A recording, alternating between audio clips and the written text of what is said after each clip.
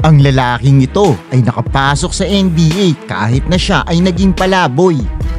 Paano nangyari ang isang pagala-gala sa kalye ay pumirma sa NBA ng $100 million deal at naging NBA superstar?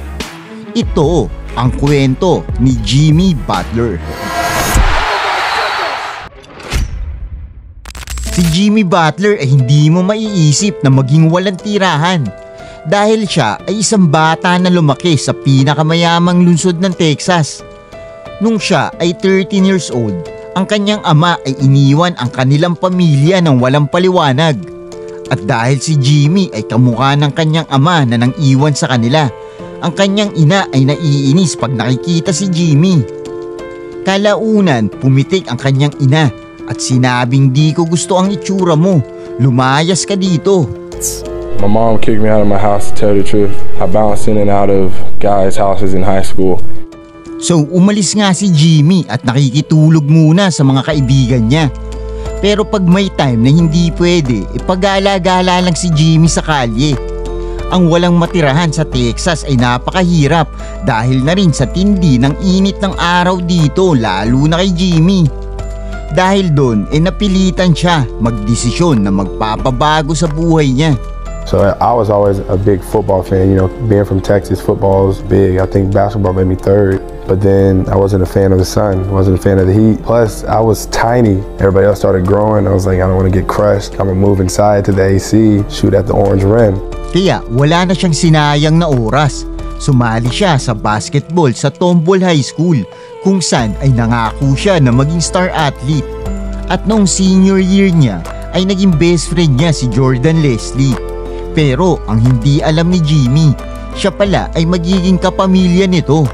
I mean, I was always like, man, you can stay tonight. My mom won't care. And then I'd just be like, just one more night. And it just kind of develops into a week and then a month. Sa wakas ay nakakita na si Jimmy ng kanyang permanenteng tahanan.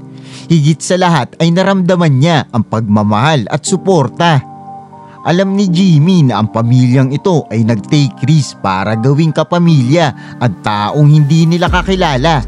So ayaw niyang biguin ang mga ito. Sa unang pagkakataon sa buhay ni Jimmy ay nakaramdam siya ng pag-asa.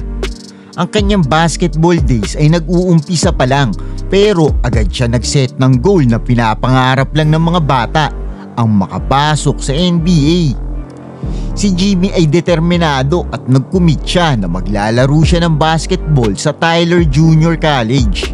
I remember the first time walking down this bad baby. I knew I ended the game with 33 points. And with that 33 points, I was asking myself, is this real? Can I really score 33 points on a nightly basis? And then the next time I came out, 35 points. So I knew that I belonged here. This is where it started for me.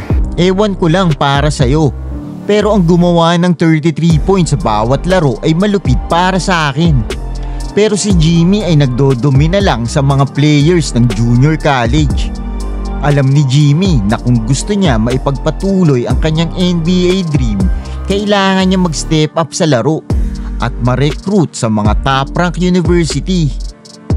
Pero doon ay na-realize ni Jimmy na ang kanyang goal ay mahirap pa pala sa inaakala niya. Dahil siya ay merong teammate na star player na tinitignan ng mga scouts. So nung nalaman ni Jimmy na kailangan niya makipagkumpetensya sa sarili niyang kakampi para sa spotlight, doon na nagsimula si Jimmy na magduda na kung makakapasok siya bilang pro. And I was like, man, can I really compete with the best of these guys? If you pass the ball, you might not get the ball. Like everybody trying to get to the next level. Sa dami ng kompetisyon sa kanilang team, alam ni Jimmy na hindi siya pwede magkamali kahit isang beses, lalo na ang kanyang star teammate ay balak kunin ng Marquette University na nagbigay ng atensyon sa mga coaches. Alam ni Jimmy na ang assistant coach ng Marquette University na si Buzz Williams ay palaging nanonood. So si Jimmy ay determinado na ipakita sa kanila na maling player ang balak nilang kunin. Buzz came in, he was assistant at Marquette under Crean at the time, and he comes up to me and was like, you know what, if I ever had a head coaching job, like, you would be a player that I would want to you to come play for me. Hanggang isang araw, biglang nag-ring ang cellphone ni Jimmy Butler. First person he calls, like he always had told me the truth and all of this. So, you know, without even visiting, I went to Marquette. So opisyal na nagawa ni Jimmy Butler ang kanyang unang goal, ang makapasok sa University of Marquette. Pero ito ay isang maliit na hakbang pa lamang. Ang kompetisyon kasi dito ay mas mahigpit. At kung gusto niya umangat dito ay hindi siya pwede maging average lang dito. Kahit na gusto ni Jimmy makapasok sa NBA, ganun din naman ang mga bago niyang teammates. At ang isa dito ay ang star player na nasa radar na ng NBA. Dahil doon nagpanik si Jimmy. Naisip niya na hindi siya makakakuha ng playing time para maipakita ang kanyang sarili. Nung panahon na yun, ang starting guard ng Marquette ay si Wesley Matthews. At dahil nga ito ay prospect na sa NBA, naisip ni Jimmy na hindi niya ito kaya mahigitan at unti-unti nang nawawala ang kanyang pangarap na makapaglaro sa NBA. Pero si Jimmy ay hindi ni-recruit ng Marquette nang walang rason lang. Alam ni Coach Bass ang potential ni Jimmy. Tapos pinilit siya mag-practice ng higit pa kumpara sa lahat ng kanyang mga teammates. May pagkakataon din na kailangan niya magpakita para sa extra drills ng 5:30 ng umaga. Grabing hirap ang dinanas ni Jimmy. Pero sa totoo lang, ito ang plano ng kanyang coach para makapunta si Jimmy sa malaking liga. Alam kasi ni coach ang kwento ni Jimmy at ang goal nito na makapaglaro sa NBA. Ganun pa man, muntik nang umayaw si Jimmy mag-basketball. Like I was always like, I want to come home. I want to transfer. Like, because he was so hard on me. Like, I was so far away from home. You know, homesick. I'm still a kid. He wanted to go home because I was extremely difficult in coaching him because I thought that he could evolve into being a guy towards the end of the year that could help us. Hindi pa alam ni Jimmy na ang pagpupush sa kanya ng ganun katindi ay ito pala ay magiging blessing. Sa totoo lang, si Jimmy ay nag-iintay lang ng opportunity. Pero si Wesley ay nagdodomina na at iyon ang best season niya sa college. Dahil nga si Wesley ay maganda ang nilalaro. Araw-araw ay napipilitan si Jimmy na maglaro ng ibang level. Hanggang si Wesley ay nakapasok na sa NBA. So open na ang spot na iniwan ni Wesley. Tapos alam ng mga tiga Marquette na ginagawa lahat ni Jimmy para maging ang kanilang susunod na leader. At pinili nga nila dito si Jimmy Butler. Kahit na nagbunga ang kanyang paghihirap, pero sa loob-loob niya ay hindi niya kaya maging ang susunod na Wesley Matthews. Dahil din noong panahon na yon ay walang kahit isang NBA team ang nagkaka-interest kay Jimmy.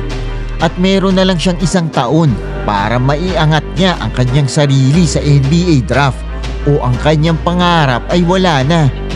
Pero buti na lang bumalik si Wesley at nagbigay ng advice na magpapabago sa buhay ni Jimmy. Wesley Matthews came back. I was like, yo, you can play in the league. I was like, word. And that's when I really started to take basketball for real, for real. Maybe I can be a pro at the highest level. Not you're a pro, nothing's wrong with that. But like the NBA, like that's where you want to be at. That's the best of the best. Pagkatapos makonvince ni Jimmy na kaya niya makapasok sa NBA, binigay niya lalo ang kanyang makakaya. Tumira ng mga winning shots at nakakagawa ng 15 points per game. At binuhat niya ang Marquette noong March Madness at nanalo ng back-to-back games. Pero kahit ano pa man ang mga na-accomplish niya, ang goal ni Jimmy ay maging pro. So pagkatapos ng kanyang 2011 season, si Jimmy Butler ay nagdeklara na para sumali sa NBA draft. Good evening and welcome to NBA Draft presented by State Farm. Let's get ready to welcome them to the NBA family. Lahat ng magagaling ay kasali dito. Lahat ng magagaling na basketball players sa iba't ibang bansa mula sa high school at college. Alam ni Jimmy na matindi ang kompetisyon dito, pero umaasa pa rin siya na matawag ang pangalan niya. The Cleveland Cavaliers select Kyrie Irving. The Charlotte Bobcats select Kemba Walker. The Golden State Warriors select Klay Thompson. The Indiana Pacers select Kawhi Leonard. Ang mga teams ay nakapili na ng mga player, pero ang pangalan ni Jimmy ay hindi pa natawag. Ang mga teams kasi ay nakikita si Jimmy na malaking liability. Hindi siya ganong kalupit na player, hindi rin siya mabilis, at wala rin siyang mga highlights. So ang mga team ay naisip na risky kunin si Jimmy hanggang... With the 30th pick in the 2011 draft, the Chicago Bulls select Jimmy Butler from Marquette University. I got instantly burst out into tears with my mom because all the people that tell me that I wouldn't amount to anything, that I wouldn't get my degree, I wouldn't go to college, I couldn't be an NBA player. But more than anything, it was I proved myself right. I could care less about proving them wrong. Ngayon, dahil opisyal nang magiging NBA player si Jimmy Butler, na-realize niya na ang pagpasok sa NBA ay hindi pa talaga yun yung pangarap niya. Isang step lang yun para sa kanyang mas malaking goal. Naiintindihan ni Jimmy na mula sa pagiging palaboy noon hanggang sa pagpasok niya sa NBA ay isang blessing. Kaya gusto niya ma-motivate ang mga tao. At sinabi niya na lahat ay gagawin niya para sa basketball. At gusto niya ipaalam sa lahat sa buong mundo na anything is possible. It's not enough for Jimmy Butler to be good. It's not enough for him to be an all-star. Jimmy Butler has greatness written all over him. He has got that dog in him. Trust me, he is clutch closer on defense and offense. He's as tough as they come. Iyan ang kwento ni Jimmy Butler. Kung nagustuhan mo iyan, sigurado magugustuhan mo rin ito. Click mo na. Salamat!